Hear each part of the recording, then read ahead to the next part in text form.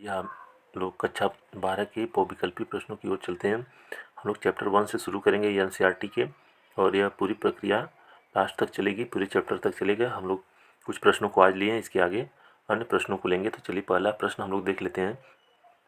मान लीजिए कि समुच्चय 1 2 3 4 में r बराबर 1 2 2 2 1 1 4 4 1 3 3 3 3 2 द्वारा परिभाषित संबंध r है। निम्नलिखित में से सही उत्तर चुनिए। तो पहला कह रहा है कि r स्वतुल्य तथा सममित है किंतु संक्रामक नहीं है। r स्वतुल्य तथा संक्रामक है किंतु सममित नहीं है। तीसरा कह रहा है कि r सममित है r सममित तथा संक्रामक है किंतु स्वतुल्य नहीं है। और डी कह रहा है कि r एक तुल्यता संबंध है। तो इसका सही जवाब होगा बच्चों, यह ऑप्शन बी सही जवाब होगा। r स्वतुल्य तथा संक्रामक है किंतु सममित नहीं है। चलिए प्रश्न नंबर 2 की ओर चलते हैं हम लोग।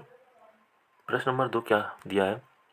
मान लीजिए कि समुच्चय n में r बराबर संबंध एक r बराबर a कामा b बराबर है a बराबर है b माइनस 2 के, जबकि b का मान 6 से बड़ा होना चाहिए, द्वारा प्रदत्त संबंध r है। निम्नलिखित में से सही उत्तर चुनिए।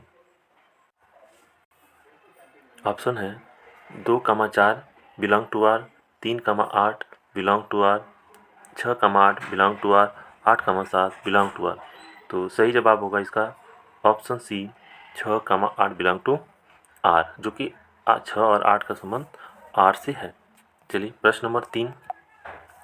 मान लीजिए कि फलन r से r में f(x) बराबर x घात 4 द्वारा परिभाषित है। सही उत्तर का चयन कीजिए। पहला कह रहा है कि f एकाकी आच्छादक है, बी कह रहा है कि f बहुएकक आच्छादक है, सी f एकाकी है किंतु आच्छादक नहीं है, और f न तो एकाकी और न ही आच्छादक है। तो इसका सही जवाब होगा प्रश्न नंबर 3 का डी, जो होगा सही जवाब होगा। चलिए अगले प्रश्न नंबर 4 को देखते हैं हम लोग। प्रश्न नंबर 4। मान लीजिए कि f(x) बराबर 3x द्वारा परिभाषित फलन f r से r में है। सही उत्तर चुनिए। तो कह रहा है कि f एकाकी आच्छादक है, f बहुएकक आच्छादक है, f एकाकी है किंतु आच्छादक नहीं है, f न तो आच्छादक है और न ही एकाकी है। तो प्रश्न नंबर 4 का सही ऑप्शन होगा, सही ऑप्शन है ऑप्शन नंबर ए, सही जवाब होगा। चलिए प्रश्न नंबर आगे चलते हैं 5 की ओर। समुच्चय a, b में द्विआधारी संक्रियाओं की संख्या क्या होगी।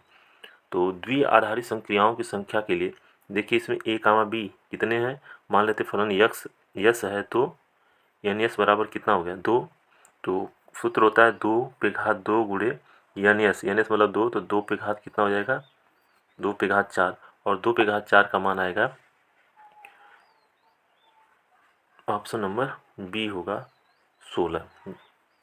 चलिए तो हम लोग आज यहीं तक वीडियो को समाप्त करते हैं। अगर आप लोग आगे तक का वीडियो देखना चाहते हैं तो एक बार चैनल को सब्सक्राइब कर लीजिए। आपका धन्यवाद।